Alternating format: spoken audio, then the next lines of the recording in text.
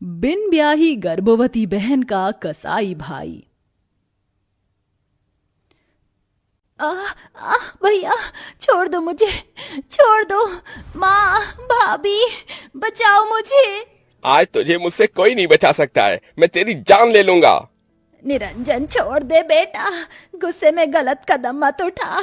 छोड़ दे अपनी बहन के साथ, भला कोई भाई ऐसा कसाईयों सा बर्ताव करता है। लेकिन निरंजन को अपने गुस्से में न तो कुछ दिखाई दे रहा था और न ही सुनाई दे रहा था। जहां बहनें भाइयों के दिल का टुकड़ा होती हैं और भाई तो बहन की हिफाजत के लिए होते हैं, फिर आखिर क्या कारण है जो एक भाई का बर्ताव अपनी बहन के लिए कसाई के जैसा है। निरंजन अपनी बहन के बालों को नोचते हुए उसको आंगन में ले आया और अपनी तलवार निकाल ली। आज मैं तुझे जिंदा नहीं छोड़ूंगा।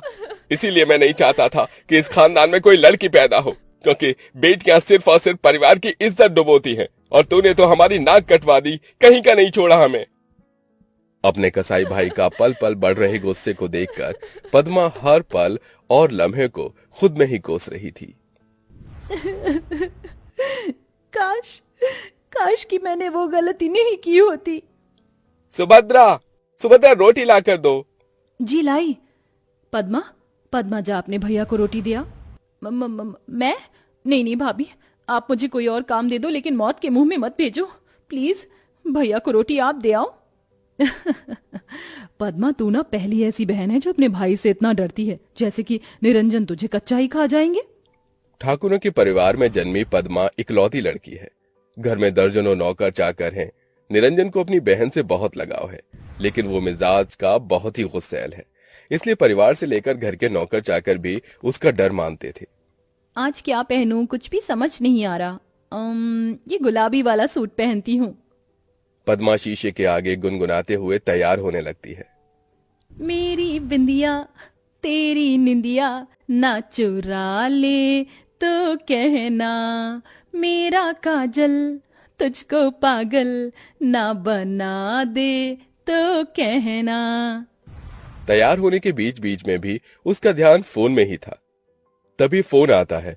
फोन पर लिखे नाम को पढ़ते ही पद्मा का चेहरा खिल गया, और ऐसा अक्सर तभी होता है जब इंसान प्यार में पड़ा हो।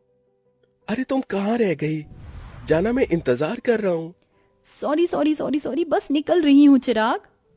पद्मा फट से पर्स उठाकर निकल जाती है, जहां माता पिता निर्मला और प्रताप हॉल में बैठे थे।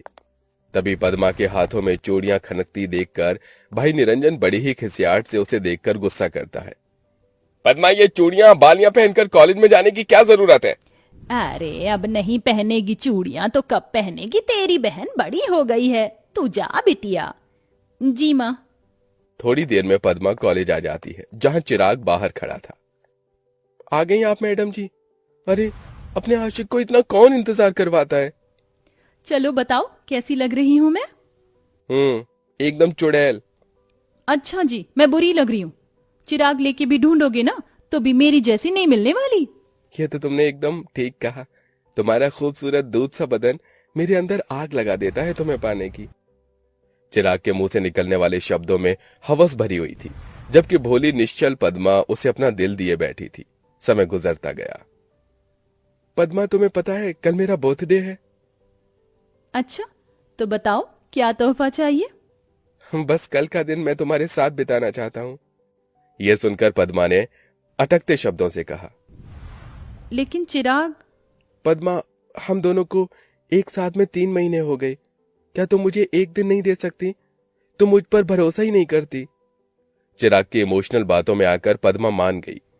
ठीक है, मैं आऊंगी। तभी पद्मा चिराग से बातें कर रही होती है कि कमरे के बाहर से गुजरते हुए उसका भाई निरंजन रुक गया और अंदर आ गया। पद्मा का चेहरा पीला पड़ गया। भैया, आप? पद्मा, सोई क्यों नहीं अब तक? शरीफ घरानों की लड़कियां इतनी रात तक नहीं जागती। बस सोने जा रही थी भैया। निरंजन ने अपनी बहन के चेहरे पर डर देखकर प्यार जताते हुए कहा। क्या हुआ, डर गई भैया से? देख बहन, तुझे लगता होगा कि तेरा भाई कितना कसाई है, लेकिन इस भाई के लिए तू बहुत प्यारी है। लेकिन उससे भी प्यारी मुझे तेरी इज्जत है। इस घर की इज्जत तेरे हाथों में है, इसे संभाल कर रखना। जी भैया। चल अब सो जा। अगले दिन पद्मा चिराग के पास चली आई। चिराग, ये कौन सी जगह है और कोई और यहाँ क्यों नहीं दिख रहा? अरे हम दोनों है ना, ये लो जल्दी से इसे पहन कर आ जाओ। पर चिराग, मैं इतने छोटे कपड़े नहीं पहनती। पद्मा मेरी खुशी के लिए पहन लो प्लीज। पद्मा रिक्वेस्ट करने पर चिराग की दी हुई शॉर्ट सी ड्रेस को पहनकर आ गई। चिराग हवस भरी निगाहों से उसे देखने लगा और उसे अपने करीब खींच लिया। एक बहन होते हुए पद्मा के दिलो दिमाग में अपने भाई की बातें बार बार आ रही थी। चिराग, हम सही तो कर रहे हैं ना? शादी से पहले ये सब भैया नहीं मानेंगे, ये गलत तो नहीं? पद्मा मैं कोई ऐसा वैसा लड़का नहीं हूं। I love you so much. और आजकल ये सब कॉमन है और मैं तो तुमसे शादी करूंगा। चिराग ने शादी का वादा दिलाकर पद्मा का फायदा उठाया और उसे हमेशा हमेशा के लिए छोड़कर चला गया। पद्मा पूरी तरह से टूट गई। वो दिन रात बस रोती बिलखती रहती। लेकिन तकदीर का दिया इतना दुख कम नहीं था कि पद्मा गर्भवती भी हो गई और उसे उल्टियां होने लगी, जिसे देखकर निरंजन ने शक जताया। आखिर पद्मा को इतनी उल्टी क्यों हो रही है? कहीं ये बिन ब्याही मां तो नहीं बनने वाली? निरंजन ने डॉक्टर को चेकअप करने घर बुलाया। मिस्टर निरंजन, मुबारक हो, आपकी बहन मां बनने वाली है। अपनी कुंवारी बहन के गर्भवती होने की बात से निरंजन आग बबूला हो गया और किसी कसाई की तरह उसका मुंह कसते हुए बोला, बोल, किसका पाप पल रहा है पेट में? किसका पाप लेकर घूम रही है तू पेट में? बोल, नहीं तो तेरी जान ले लूंगा। मेरा बच्चा पाप नहीं है, मेरे प्यार की निशानी है। ये सुनकर निरंजन बौखलाकर अपनी गर्भवती बहन का गला घोटने लगता है। हाजी छोड़ो, ये क्या कसाईपना कर रहे हो? उसकी हालत तो देखो, बहन है वो तुम्हारी। ये सुनकर निरंजन दांत पीसकर गरजते हुए बोला, ये मेरी बहन नहीं है। हम ठाकुर अपनी इज्जत के लिए मरते हैं। कुंवारे में मुंह काला कर लिया इसने। कौन अपनाएगा मेरी बिन ब्याही इस बहन को? सारा जमाना थूकेगा हम पर। इसके बच्चे को मारना होगा, तभी हम इस बदनामी से बच पाएंगे। यह फैसला सुनाकर निरंजन पैर पटकते हुए चला जाता है। गुजरते दिन के साथ पद्मा का पेट दिखने लगता है। मां सुभद्रा, कहो इससे कि ये दवाई खा ले और खत्म करे इस बच्चे को। नहीं, मैं अपना बच्चा नहीं गिराऊंगी। यह सुनकर निरंजन अपनी गर्भवती बहन पर बिल्कुल दया नहीं करता और उसके बालों को घसीट कर ले आता है और तलवार निकाल लेता है। आज मैं तेरे टुकड़े टुकड़े कर दूंगा।